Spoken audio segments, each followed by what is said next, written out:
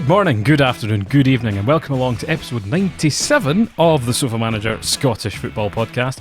And this week, it is that time of year again, especially for all the bairns in the audience. It is going to be our season review, 2023-2024 season for Falkirk Football Club. So we're going to be talking about all things in terms of the league performance, cup performances, going back to the end of last season and where they went from there.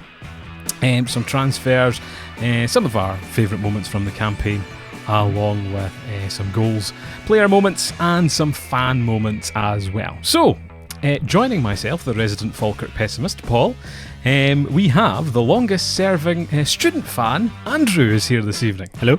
Would you care to quantify why I've called you the longest serving student fan? That's a fantastic question. Don't out yourself. Don't do it. Right. Okay, fans might be able to work that out or not. I'll leave the club to decipher that information themselves.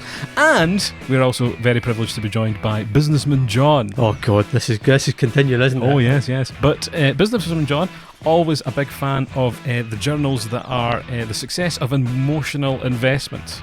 Great. Okay, so do you recall speaking up at one of the fan forums, John, about emotional investment? Yeah, but to be fair, they did listen to me in the end. They did, yes. Yep. I presume that one wasn't streamed, was it? I hope not. No, definitely not. No, it wasn't, sadly. You would have been definitely on the line for the next Falkirk fan lunatic, of which there seems to be many. William Wallace-esque. Yes, indeed. So, without further ado, if you enjoy this week's episode, you can subscribe on YouTube and all of our podcasting platforms, Spotify, iTunes, or Apple Music, wherever you get them. And do be sure to follow us on social media, Facebook and Instagram at Sofamanager. Anyway, let's get straight into things, shall we? Grand. So, first things first, this is pre-recorded. We're doing this on the Thursday before. I'd like to say right now how wonderful it has been going unbeaten in the league all season. And it would be terribly unfortunate if someone at this table were to curse the fact that they have not been beaten in the league this season, and would radically outdate this podcast with the fact that they happened to get beaten at the weekend. But strike me down if such a thing were to happen. It would be a terrible shame, and I just wanted to open the podcast with those words. Thank you for that. Thank you very much. I love the words of optimism there by, like you say, resident pessimist.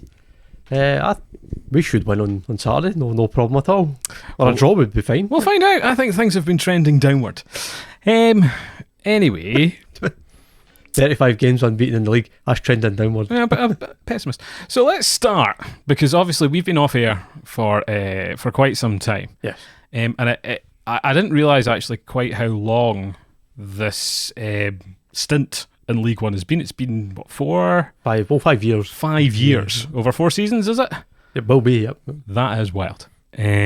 Absolutely wild. So, let's start with our analysis. The end of last season, they were in the playoffs after finishing second to Dunfermline.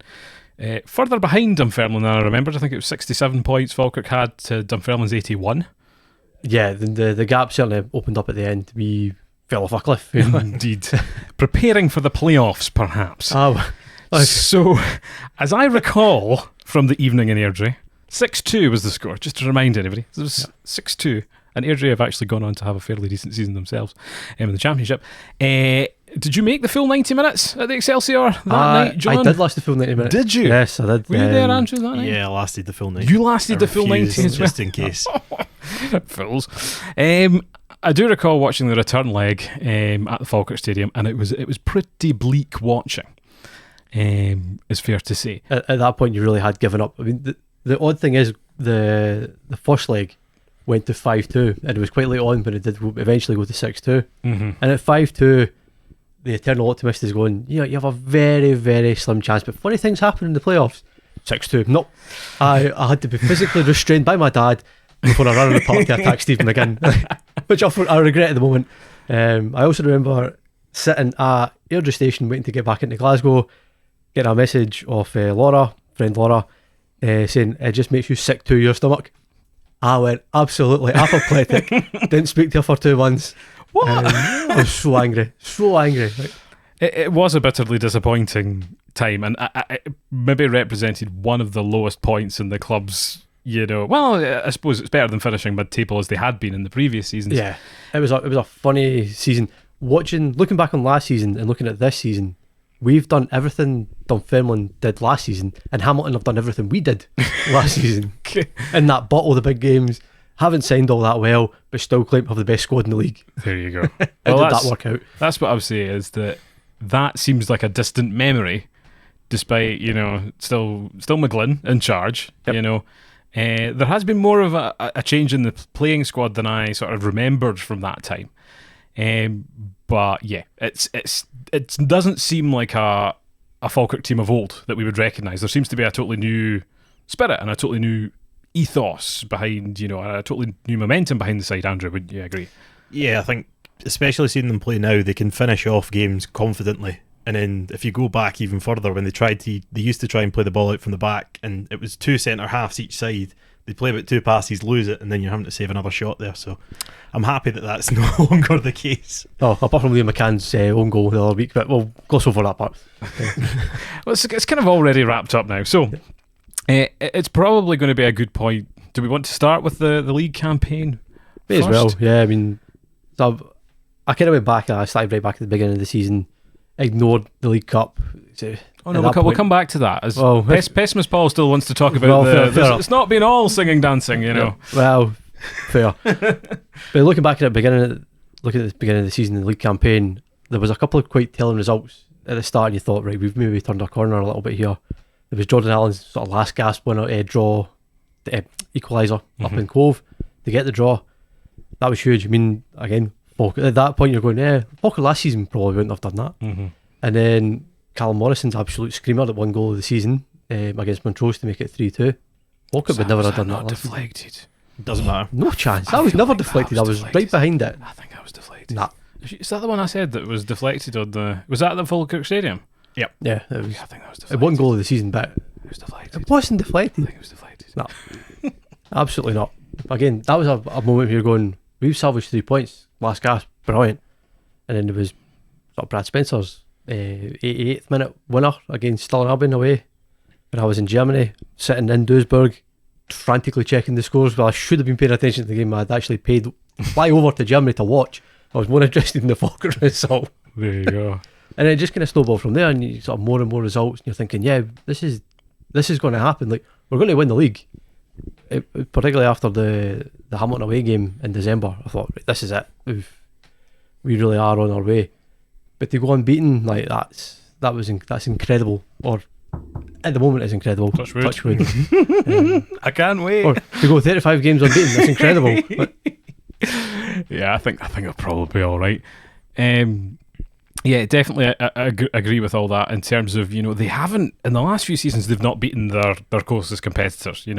Every time there was a big Dunfermline game, they always let us down in some way or another. Either it was a draw or it was a loss. So that was a big hurdle to get over. Yeah, I think especially when you're going to Dunfermline as well, because by the time you're heading there, you expect, right, you know what, maybe a draw, maybe a win, let's interrupt this, but it just never came. No, because they didn't have the winner's mentality, which they now had. You're right.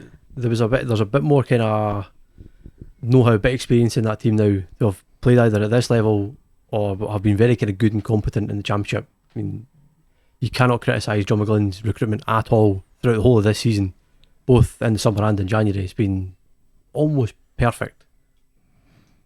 Jordan Allen's still a funny one. I still don't know whether to class him as a good signing or a bad signing or kind of indifferent on him. But other than that, every signing he's made is contributed to that squad in some way.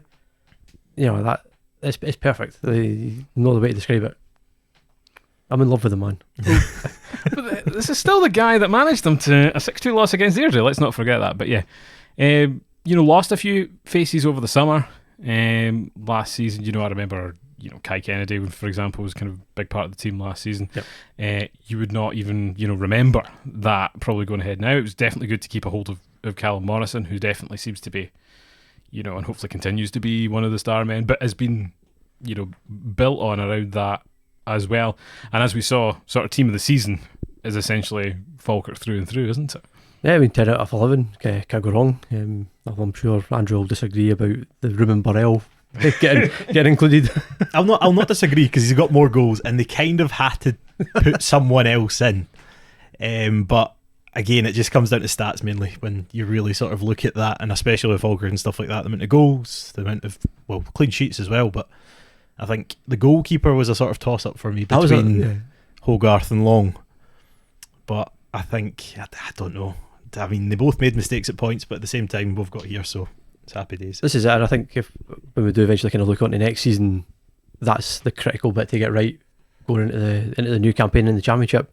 This chopping and changing goalkeepers every month, that could have been really, really bad, and it's a mix between luck and having quite a good solid back four that's probably saved them a little bit. Yeah, but I think especially like looking at the two of them together, one of them would make a howler.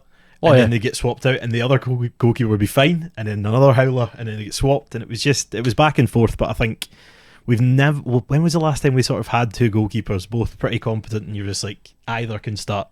Either can start, but like you say, they do have mistakes in them. I mean, again, referring back to that Hamilton game at Christmas time, nervous wreck watching Nicky Hogarth in goal. I was petrified anytime the ball came near him, because he did fumble it a few times. He made some really good saves, but he did fumble it, and you think, good God, like a slightly better team here would have punished us quite badly for that. He probably was at fault for their goal as well. He came rushing out and made a hash of it.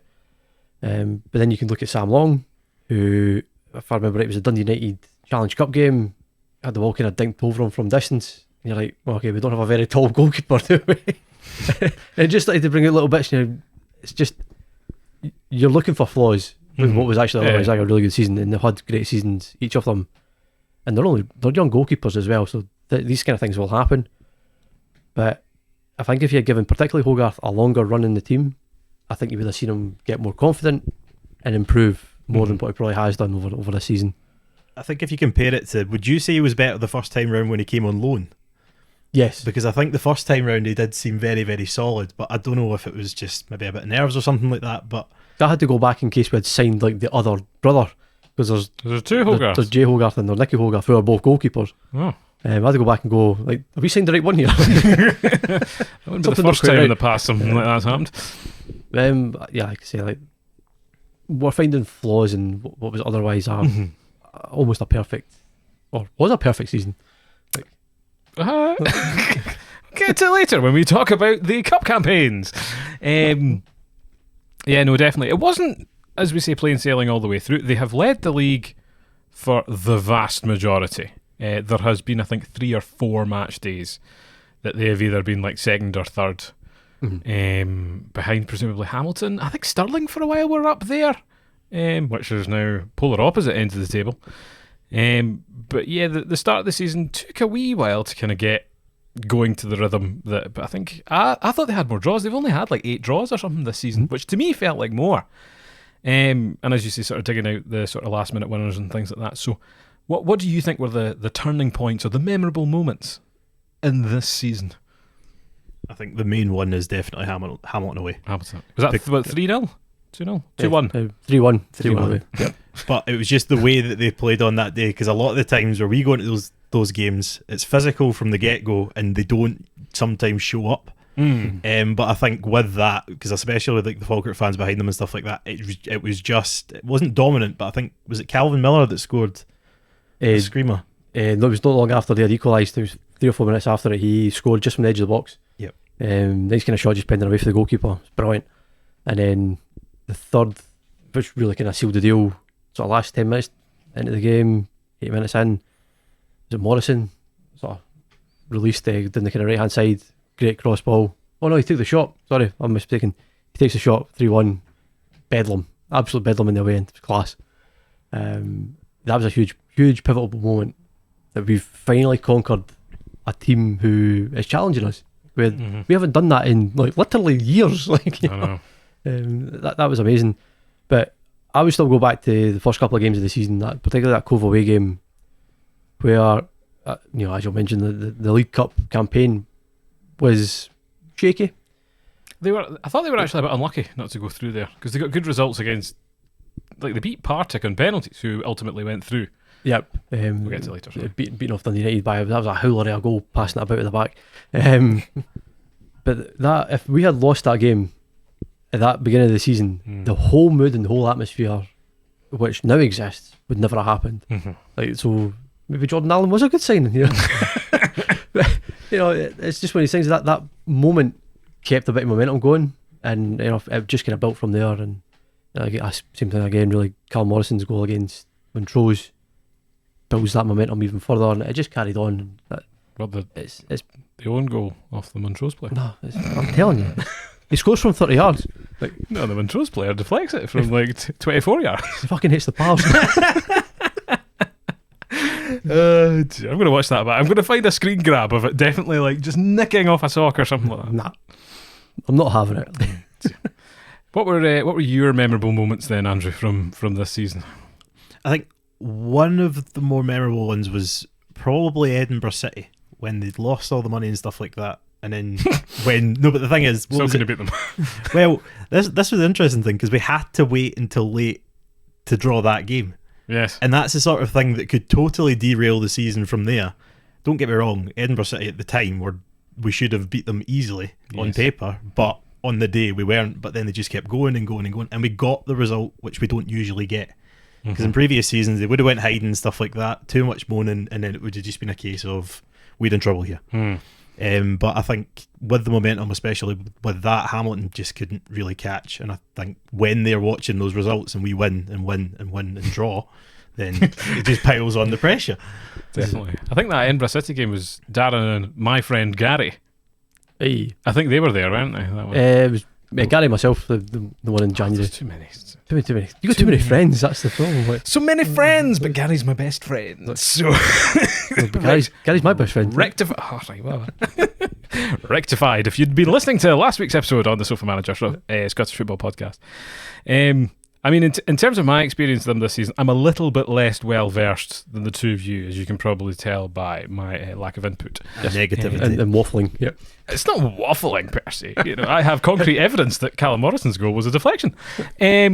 But I definitely come along to a few games with you this year. I think Queen of the South was one, and I don't entirely remember. Yeah, well, I've been the potential the 1-0 one. Yeah, it was a fairly dreich. Yeah, it was a fair. I mean, there has been games where we've had to kind of escape through. There's no doubt about it. But then to contrast that, watching the Hamilton game on the telly a few weeks back in the pouring rain, where Hamilton looked like a bunch of juniors, hammer throwers. Oh, just they were handing it to them on a plate. And it's interesting because towards the tail end of the season, when Falkirk have had the league wrapped up for a long, long time now, and that's the point where you'd expect, especially after the Montrose away game that was so celebrated and such an amazing atmosphere, to still go out and absolutely smash them was tremendous. And I wondered if the rest of the teams would kind of get the bit between their teeth, to be the big scalp, essentially, to be the ones that took that off Falkirk, and they've not let that happen. They've not taken their foot off the gas. Yeah, who knows what? Who knows what a trophy lift Saturday game has? And again, they have been supported all the way. I think the attendance this Saturday is due to be the biggest home support since the Brockville days. Yep. And it's great to see actually Falkirk fans get behind something positive, and it shows you that they want to get behind the team, but they need to be given a reason. And this is what's frustrated me in the years gone past, because if some sort of average punters came along to a Dunfermline game and saw them win, you get so many more people through the door. And I think they've given themselves that opportunity now, and it's way more talked about. I see more kits out and about. They've actually done a great job this season with... They've played a blinder in terms of the merchandise. And even the... Vote for your favourite one behind us if you're watching the YouTube video just now. It's a complete turnaround of the club, and obviously the results help. Yes. But you can look at things like the Ultras group, what a difference that's made. There's a sort of changing in the atmosphere in the stadium. Home games aren't quite as dreary as they have been, which is quite nice. So that's all positives, and I'll be interested to see how that kind of carries forward into next season, because you kind of hope a lot of the kind of, as you say, kind of fair weather fans might actually start to kind of come along a little bit more. Hi there. You're not going to be seeing massively bigger teams or anything like that, but oh, glory be here. They're back where we kind of should be, and hopefully that brings a couple of hundred extra guys through the door, that'd be ideal. They're they'll get promoted, and we didn't need to worry about them. We're the famous Bairns Army, and we're here to wear. Or better yet, Reece McCabe will go to somewhere like Hibs, and Airdrie will just collapse. Fingers crossed. You need to get that chant going on Saturday, by the way. I've definitely got that. So you were actually at the Montrose game, John. Yes. Weren't you? Kind of talk us through that experience a wee bit, because it looks amazing. And again, there's not many times in your lifetime you've had a chance to see your team confirm a league championship. I mean, it was a little bit strange. We were literally just walking up the stadium and just see this massive roar, which was the Hamilton result coming through with Falkirk kicking off at 5:30. And you're like, oh, that's great. But you feel all this pressure just disappear. And you're like, well, like, I don't feel the tension. I don't feel like quite as excited going into the game. Yeah. That kind of very quickly washed away. Well, maybe that was on the players' minds as well, in terms of we can just go out and go for this. All of a sudden, all the pressure was off your shoulders. The winning the league was kind of taken out of your hands a little bit, and that Hamilton stuffed it for them, which is great. So you kind of come in and you go, that's brilliant. And then they start getting the early goals. I could barely see the goals because there was so many guys like standing on the terrace and round me that it was difficult to kind of turn your head round and kind of see what was going on. The guy beside me was driving me nuts because he kept barging into me. There's a lot of jumping, yeah. I'm not used to having around people as much as that. We'll blame that as post-COVID kind of anxiety. The atmospheric that was quite frustrating. Infection section. But it was just one after the other. I mean, actually went 2-1. You kind of thought, oh, maybe make a better game of it. Before you knew it, 3-1, 4-1. Just kept rolling. Just kept going and going and going. I tell you what, BBC Alba weren't half waiting for it as well. Like the last blooming 4 fixtures up to that point were all live on BBC Alba. They had booked it out just to make sure. Which is great, because obviously they're getting really good numbers on those games. And I know you've always been a fan of the sort of Friday night games, and there's been some crackers actually, like in terms of championship games and things like that. So no, it's garnered a lot of interest. I think they're kind of been known as the sort of last meme team in Scotland in terms of being. We've come through a sort of decade where a lot of teams were out of position in leagues, like Yeah, to be fair, when you had your Hearts, your Hibs, Dundee United to a certain extent, Rangers kind of coming through, Falkirk and Dunfermline then going down. It's been a real. Oh, it's topsy turvy. Like it has been like that since 2012. Oddly enough, it's just it was a weird feeling, and now you actually got to give a lot of credit to Montrose as a club for how they handled it though. I'm deflecting the Callum Morrison goal. That will wind me up on it. I don't know why I'm biting to it either. Sorry, John, I'm deflecting away from the subject. You continue. That's right. I'll scream into the next point. You got to give full credit to how Montrose handled that event as well. I mean, they gave us all the tickets we really kind of wanted for it. There was absolutely zero resistance to having fans on the park. I think, broadly speaking, we behaved ourselves. I mean, like good friend Gary ran away, had no idea where he went, so he disappeared. And then I ran away and left Darren up in the terracing. Yep. So I'm standing myself, surrounded by people just jumping about, having a good time. And then one of the Ultras guys with the drum standing right behind me, battering away. I love those people, by the way. They're my favourite people at football clubs, stroke ice hockey clubs. Well, outdoors is fine, indoors all debatable. I'm just standing going, right, well, I'm in about the Ultras, I'm like 30-year-old me 18 stone, like, well, I shouldn't be here, like, I should be standing back up in the terraces.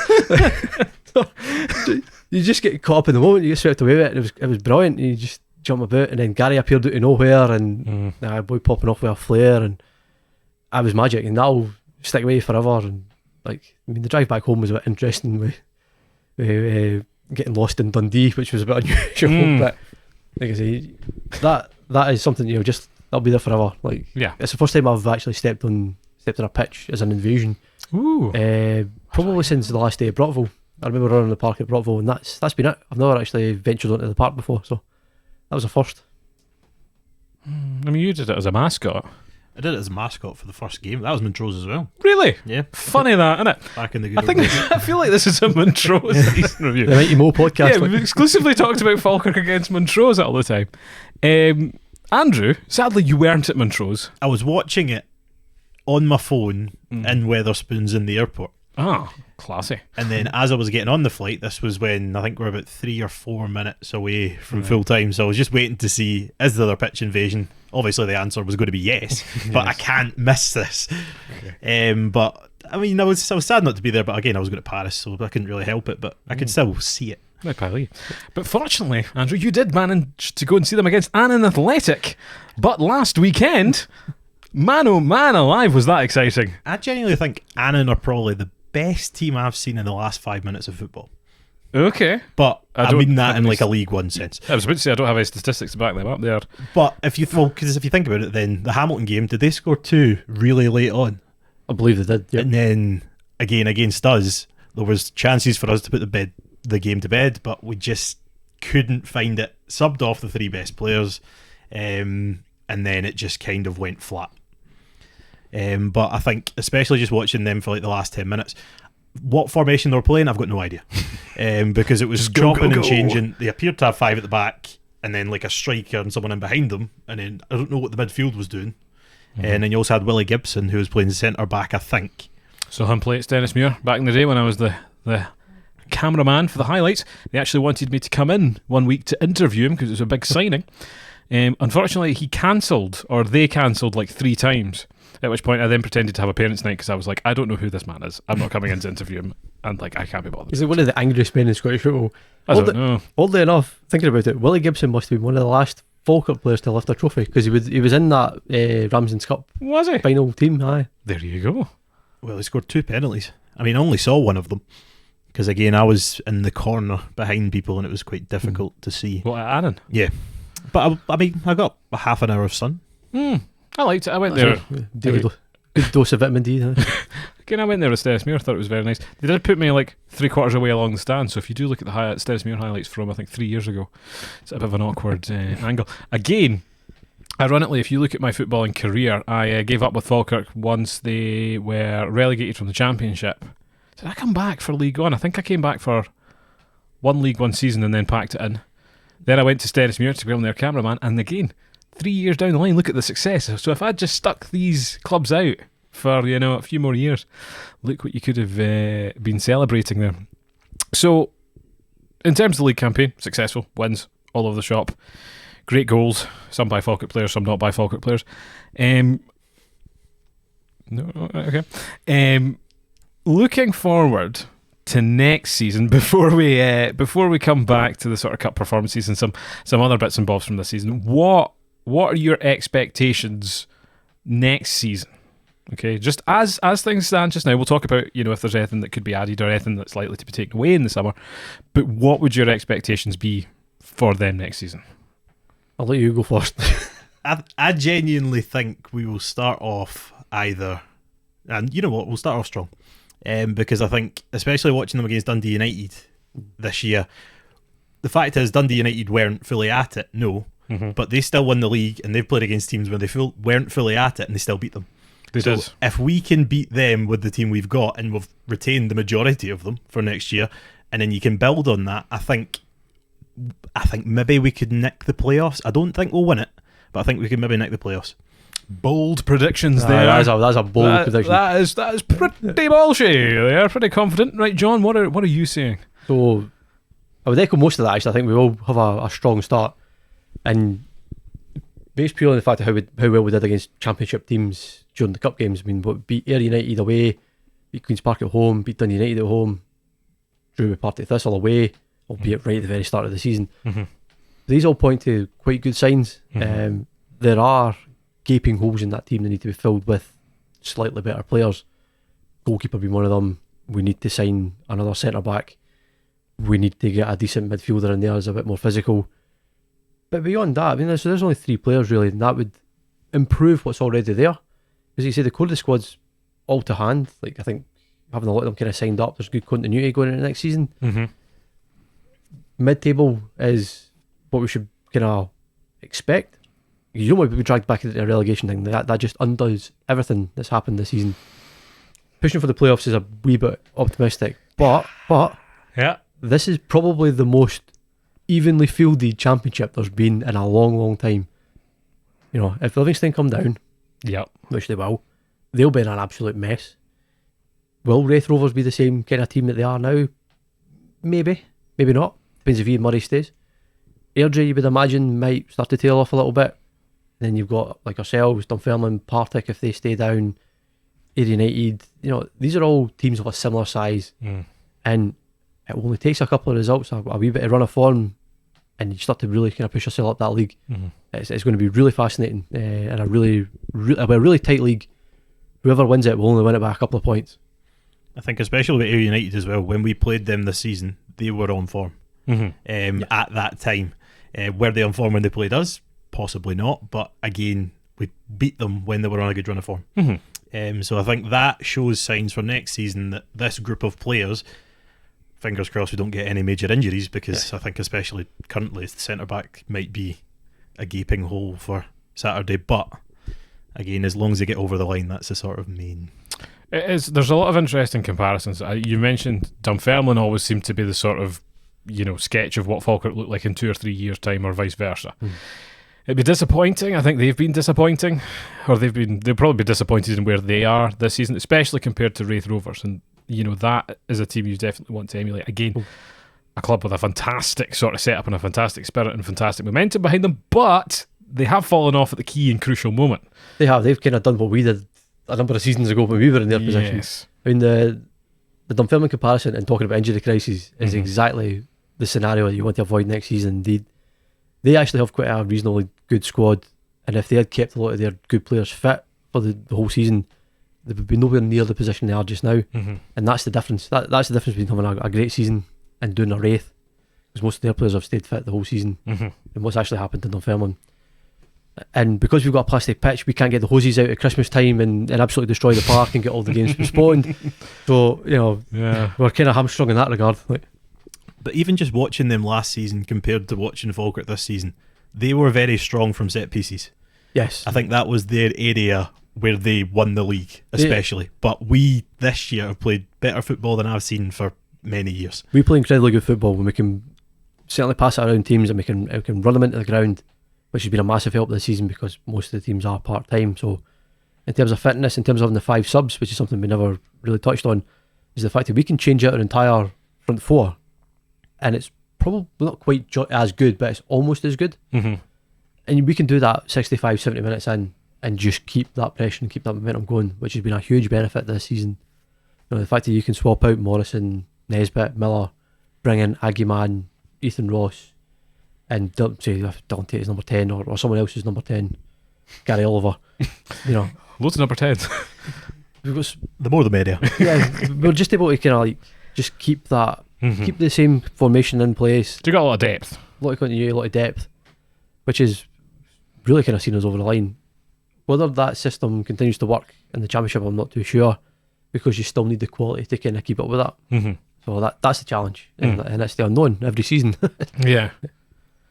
So is this a group that you expect to be kept together? Is there anyone that you expect to be picked off over the summer? Are there any deals running out or anything like that we can expect? I think the only worry we have currently is Finn Yates. Finn Yates at right back is out of contract. I would be quite sad to see him go, because I think he's done a remarkably good job in that position. He's by trade a central midfielder. Would you now class him as a right back? I don't know, but he would be the biggest loss. I think it was worrying at the start of the season as well, because he was being played right back and everyone was kind of like, right, this is either we don't have the money to get a proper right back, or they see something here. And I think definitely he's been one of the standouts, because he's made that position his own. Has he been perfect every game? No, but they've sometimes swapped him from right back into centre mid and he'll just press. And I think sometimes that kept them back in their half instead of them coming at us, and it made such a huge difference with us. I mean, one thing I would ask you is, two things I would ask you. One, would you keep Sean Mackey?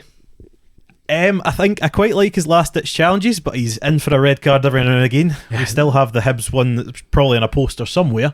I love it though. What a great challenge. He looks a much better centre back than he does a left back, but he's not tall enough to be a centre back. It's such a difficult circle to square. I think as long as we have someone competent next to him, I think we'll be fine. Yep. Because he is a physical player, but the only problem I have is when he flies in for a tackle, it's 110 or nothing at all. And the second question is, where do you think Leighton Bisland will be playing next season? Well, I thought he was on loan. He is on loan. Oh, right. What level would you actually put him in? Because he's... Right, I've had a conflicting sort of season with that guy. I mean, don't get me wrong, sometimes we need to give players a rest and he'll come in. He was always going to be second choice. But I think watching him at Annan at the weekend, it was a case of he did not look comfortable at all. No. Not at centre back. But I know he's a right back, but at the same time, by trade, you should know to a certain level extent what to do, but they were just, it seemed like they were lost at points. He's been the most disappointing signing. He's not been terrible because he's filled in when we needed him to, and he's certainly put a lot of effort into it. But I remember watching him away at Queen of the South, sort of the first time round, and he just got destroyed. He just looked so out of place in that team, and he got hooked at half time, I'm sure. And he thought, this is a worry. If Phineas gets injured and he's our first choice right back, we're in a world of pain. I think if you've got Cole Donaldson or Tom Lang, one of them behind him, I think that kept us afloat. He can just about cover it. Yep. But he's too defensively minded, which is a bit strange to say for a fullback these days. But he just sits so far deep, and he's too slow. He's a yard off the pace a lot of the time. Now I don't know whether that's maybe fitness because he doesn't play an awful lot, or whether he's just naturally quite slow. He's quite good with the ball at his feet, but he doesn't actually do anything with it. Okay. It's quite safe. Sounds like a League One footballer. Safe pace of passing. Yeah, this is the thing. I don't know whether he will. He won't make it very far at Dundee United, but to what level does he fit into? Because, like I say, it's been a funny season for the guy. I kind of feel for him actually. He's beginning to kind of like get to that point where he's going to have to decide, or someone's going to have to decide for him exactly where does his career go now. It's quite funny watching it. Like most people say, like League One, maybe even League Two. It's part-time football. But I think if you gave him a run of games, would it be different? Would it be different? That's the big question, because a lot of the players we've had this year, they've had the run of games and then we've had time to see that they can actually play. If you put him in a team that's slightly more defensively minded, does he look a lot better than what he does at Falkirk, which is very forward and attack minded? Yep. When you need your fullbacks pushing up high, that's not his game. So I'm going to keep an eye on him for the next couple of seasons just to see what happens, because it's an interesting story. But if you look for me and the podcast, I'm sure. If you look at the players we've had on loan, though, most of them have been relatively disappointing. Probably the last solid one was, well, this season we've got Ethan Ross, which I think would you keep him? I would love to keep him, because as soon as he comes off the bench, it's nice to have a player that is not just going to pass it about and just finish off and control a game, but he'll go. Yeah, so he'll go to defenders forward every time he gets it. Same with Agyeman. Gary Oliver can nick a goal. He won't do much more than that, but I'll take it. Particularly at this point, and I think, again, Ethan Ross is a funny one, because I don't think Wraith will keep him, or they would have recalled him when they had the chance in January. So if there was no one else available, I would take him, but I would see maybe what else there is out there. Do you want to try and get Kai Kennedy back? Because his no. time in York has not been a success. Nah. I mean, we're living in a fantasy land. I am fully expecting next season we're going to have Scott Arfield and Craig Sibbald lining up as our midfield too. I'm telling you. Is Craig Sibbald not in Team of the Year for the Championship? Yeah, probably. Though? It doesn't matter. He'll still come back. He's here for the promotion judge. I don't think he's coming home. I don't think you're getting Scott Arfield away from Charlotte.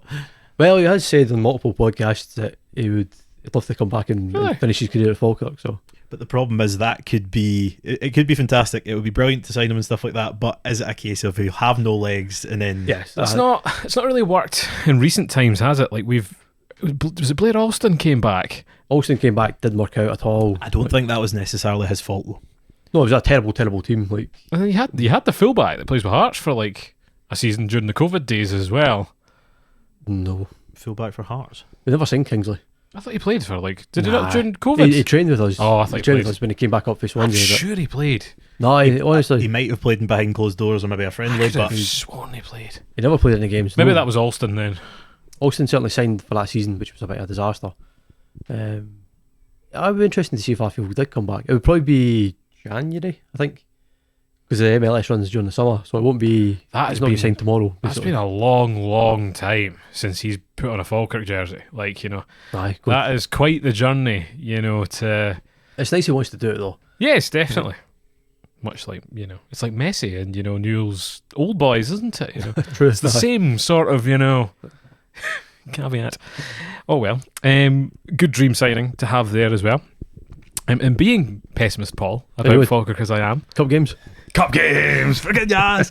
You were talking there about the success they've had against Championship teams. What about League Two teams, John? I'm blaming that park. That is the worst, the worst park in Scottish football by a mile. And I've been to a lot of like non-league games, and it's like, worse. Bonnyrigg Rose has been a bit of a bogey. Like, did they not draw with them last year in like the League Cup or something like that, like a 2 each or something like that? I'm struggling to remember. We played them in the League Cup group stages. Yeah, that was either this season or last season, and we beat them, I think. But it wasn't like the kind of all conquering kind of team.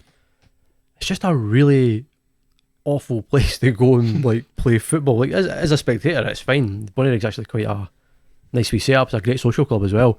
But Jesus Christ, that park is horrendous. Like it's. So the League Cup group stage, they drew with them on July 2022, and then they beat them on penalties. That was 2 seasons ago. I'm So sure I it's was at 2 that seasons game ago. actually. And then last year, 4th of July this year. Yeah, beat them. They beat us in the Scottish Cup. I know, but you beat them 4th of July 3-0.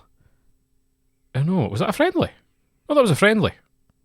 Aye. So on the 4th of July, they were beaten 3-0, and then the competitive game, beaten 2-1. And it's ironic because Falkirk have actually been a standout cup team in previous years, you know, going to, you know, the semi-finals against Inverness. That was Hampden last season. Yeah. Last season, you know, in terms of value for money, Falkirk are probably one of the best teams in Scotland to get you these deep cup runs. Yeah, to be fair, you're probably right. And I remember the game against Ayr United was tremendous last season as well.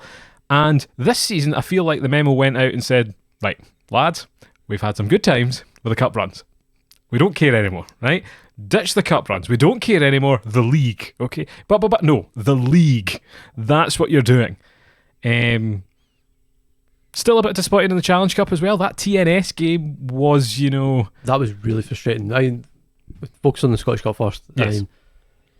You were there? Were you there? No, I wasn't there. Oh, you weren't there. For whatever reason, I can't remember why. I was still getting flashbacks to watching the highlights. So was it Hogarth that was in goal, or Sam Long fluffed it? Like basically just stood there and the ball went there. Oh, right. Audio listeners, John just held his 2 hands up and then pointed to the right. This is my goalkeeper position. But yeah, it was. Watch the YouTube.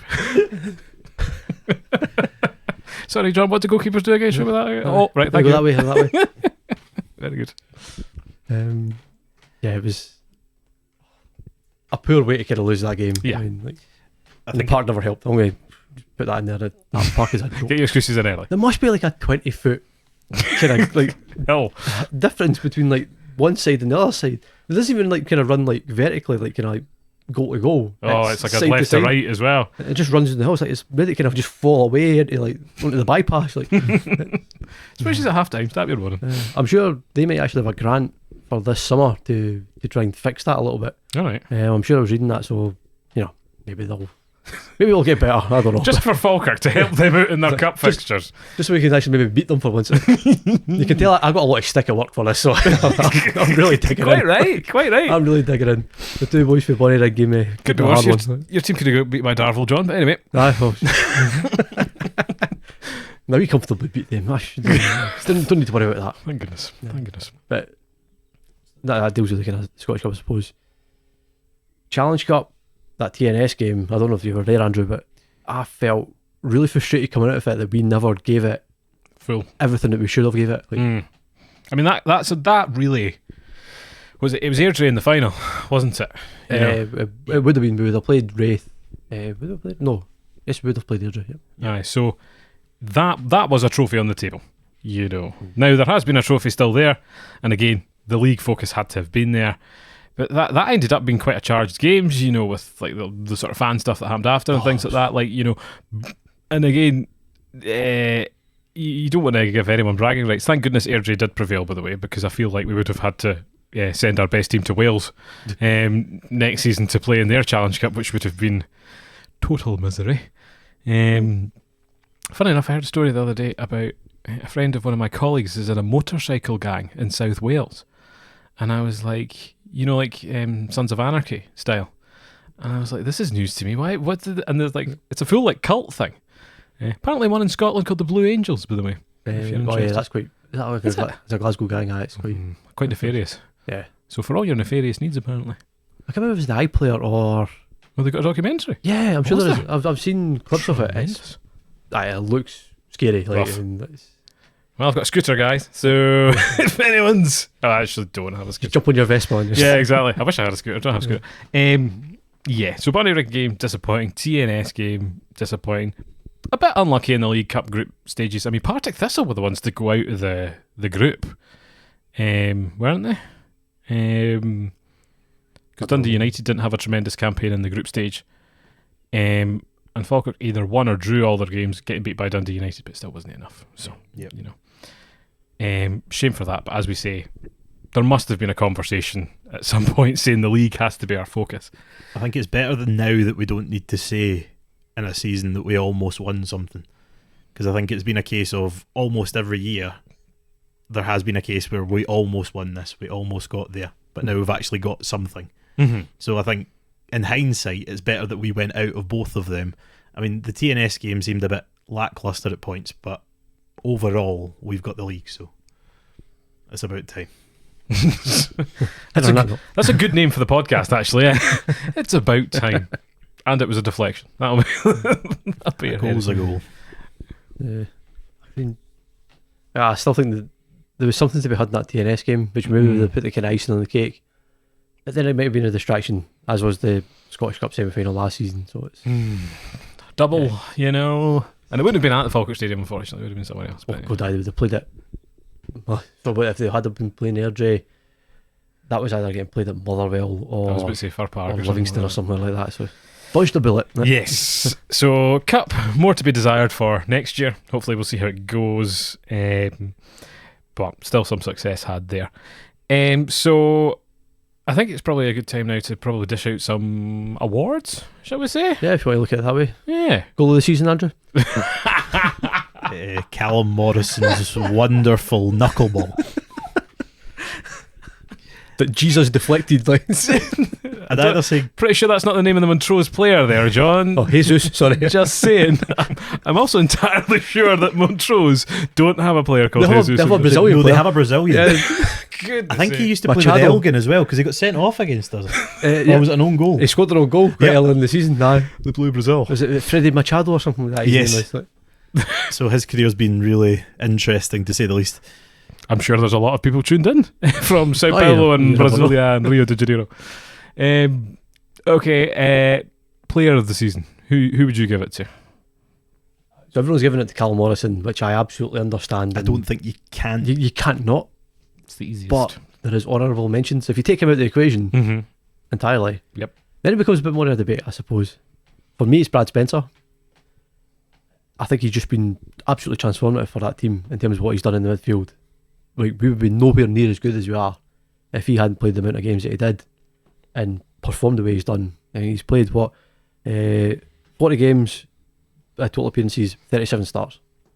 Like, that's amazing. That's everything you kind of want from a midfielder. Yeah. He's been class. He's my team of the player of the year. He's my man. He's my man. Andrew? I think without Callum Morrison taking him out, I'd probably say Tom Lang. Because for years we've had, because if you look at previous seasons, Cole Donaldson didn't look like he was a good centre half. If I'm totally honest with you, it didn't look good. But I think this season Tom Lang's basically got us to the point where he's diving every single time there's a second ball, he's in front of it. It's just, I think that's definitely kept us with the unbeaten run. Because even if it's the last 5 minutes, 10 minutes, doesn't matter. I think he's totally changed our defence and balanced it. Mm-hmm. But if I was to be nice for an honourable mention, Brad Spencer's been fantastic, but I'd probably give it to Yates. Because I think he was the biggest shock overall. Nice. If it wasn't for Tom Lang, I wouldn't have my new jacket. So it's Oh, yeah. What's that brand called again? Be Inspired. Be Inspired. Do you know what, funny enough, He I've never- models for them, would you know? I've got my Tom Lang model jacket. Jacket with your poster on the wall as well. John's told us about this many times. I first saw it at the pub. I was very proud of his Be Inspired jacket. I'd never heard It's of very it unusual before. for me, so I was like, oh. Well, you know, and it probably kept. There's a shop in Glasgow, isn't there? So I think there is, aye. Yeah. Centre. also as well, when we saw the sort of league go up, we saw that was it the Castle Milk Facebook page congratulated Calvin Miller Yes. One of our own winning League One. Now, at the time, I was like, oh, great achievement. But you know what? Fair play that you're celebrating, a guy from your area winning, something. I don't think there are many local Falkirk players that win many football trophies, so True. fair play to them, and fair play to Calvin, who I think celebrated with a beer and Moretti or something like that. Or many, or whatever was there. Several. I think he was on it the next day as well.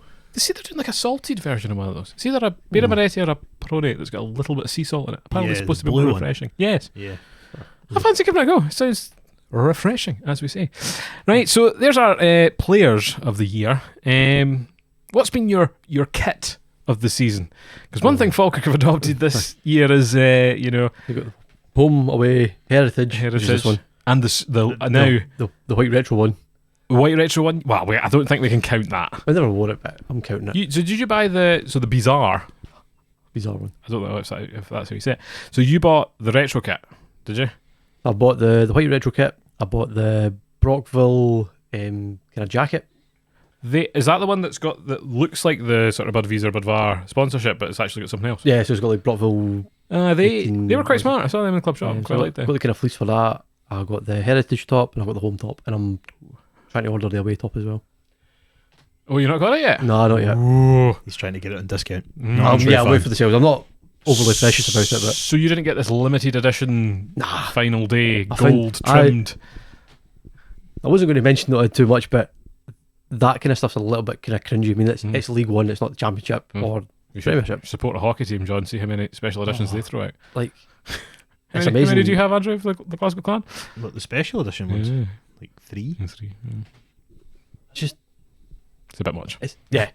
We've waited 5 years to get to League One. We should never have been in there in the first place, and you're sending a gold top. It's a bit... If people are ready to buy it, and for weeks after that, I actually did have was it Sir John de Graham Society of Falkirk on my Twitter all the time. Oh, yeah. Because they were obviously thrilled by the publicity, because they turned up to the game dressed, because it's obviously themed after the man that sort of founded Falkirk in the sort of medieval times. He fought alongside William Wallace and died at the Battle of Falkirk. So there we Culture! There you go. I was waiting on that. I actually he's buried in the Falkirk. If I'm quick on effects, I actually have an echo effect I can do here, but this is barely working, so we're not going to try that until next week. So I kept seeing them on my Twitter, which was quite funny. I thought that was actually a great thing, a great one. Mm-hmm. That track top, the training track top, looked really cool. That matched the white one. Yeah, the Beezer kit. It's completely sold out. I know, it went quite quickly as well. And I am a little bit hesitant about retro inspired shirts, because I feel like we should be moving forward instead of backwards, and it's done quite a lot these days. Mm-hmm. But I was a big fan of, for example, the Carlisle kits this season. I thought were really cool, and they harkened back to ones in the 90s and things like that. So which one was your favourite, John? Did I ask that? Did I hear that? You just told us what you have. Yeah, it's a tough one. For me, I think probably the heritage kit. I think it's a special kind of kit as well. So. No sponsor, so it's a bit plainer. No sponsor. It's difficult to kind of see it, and you'll definitely not see it in the camera. But the back of it with the kind of imprint, the shield and stuff like that, it's really, really impressive. Presumably Latin, is it? It's old Scots. Is it? Yeah. What does it say? I can't remember what it is. It carries his body into the Falkirk. Culture. Talking about John de Graham. Aye. So classic heritage shirts. So John de Graham is John's favourite. Andrew, what's your favourite kit? I would have said the away one if it never had the wee Falkirk bits in it. Oh, you kind of diamond imprint yet. When you see it on telly, if it was just plain white, aye, it would be a really clean kit, but they added in the wee Falkirk bits. It just kind of, it doesn't ruin it, but it's because it's still a nice kit, but I think it didn't need to be added. Can we say goalkeeper kits? Yeah. Oh, good shout. I'd go for the sort of, it looks like a sort of like retro Scotland one. Blue and pink. Yes. I know the one you're talking about. So I think this is one of the first seasons I've ever bought a goalie kit, and I think most people, and they don't usually do it in a short sleeve either, so I think they knew that it was going to be popular from there. But the Buffon style. I'd probably say that was my favourite this season. Did you get that one? Yeah.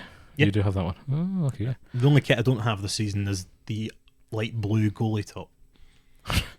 You bought like all of them. I always buy all of them. Wait, but I don't buy all like the special ones. I never bought the O'Neill's Beezer one. The white one. But I've actually got the real one of that. Fair. Oh. But it is an extra large. I got it for free. But thrifty. The deal was I could never sell it, and I would never have an intention of selling it. Yeah. But it is an extra large, and back then extra large was extra large. For the extra large When gentlemen. proper men were proper Men men. were men. Yes, and proper food portions were proper food portions. When pubs were for men. When a pint was 90 pence. When Yorkies were for men. Okay, we're straying into interesting territory now. We should probably review the women's season to counterbalance. Poker ladies. They've done quite well, actually. Did they? I have no They have idea. done quite well. Don't think they got promoted, but I think they're finishing second or third in that league. There's only, Did you go and see them at all? I have, yeah. Oh, good man. That was to play. They were playing Edinburgh Caledonia. So I was actually there to watch Edinburgh Caledonia, but it was just Can I say, any Scottish team with the name Caledonia and their name really winds me up. Like, we already know that you're from Scotland. There's no, because I think I think it's all right. but the basketball team's like the Caledonia Gladiators or something like that. Oh. I'm like, no, you play in Glasgow, just like Oh, did just Glasgow. This is worse than like the Edinburgh Monarch Speedway, who actually play in Livingston. Do Oh, they? it's not even Livingston; it's Armadale or something like that. I mean, well, yeah, but You're a little bit out. they aren't. Yeah, but you can't. Especially if you're in like a national league, you can't call yourself the Armadale. Yeah, you can. They might have originally been there and then had to shift. That's Because where do Clyde play now? Because I don't imagine it's Clyde Hamilton, anymore. isn't it? Clyde playing Hamilton. Well, Which that's is closer to. closer to home than Those were in the original. Aye. Cumbernauld. Yeah, we went off on a tangent there. Sorry. I was going to say, I've never been to Speedway before. That's maybe something to put on the agenda. Yeah, kits of the season. What other awards can we give out, do you think?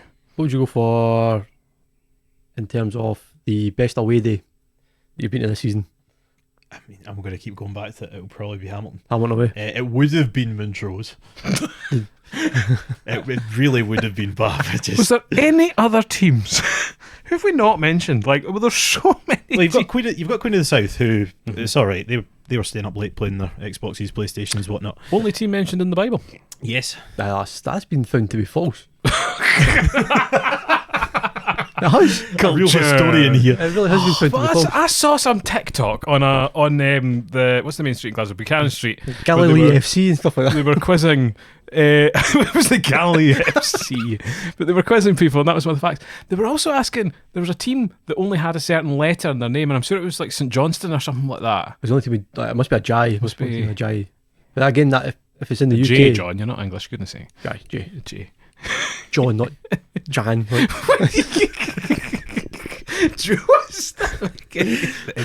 Right, okay. Anyway. What was away day of the year? Aye, Hamilton.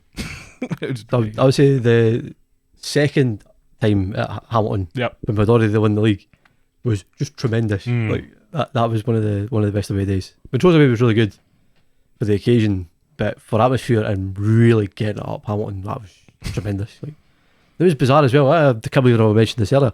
Being at that game, their ultras section, or whatever you want to call them, spent the full 90 minutes watching the Falkirk fans and not watching the team on the park. But fans are almost there for that sometimes. You're not playing the team, you're playing the away fans. Getting stared out by a bunch of like 15-year-olds. It was creepy. Like, A little bit awkward. yeah, all good fun.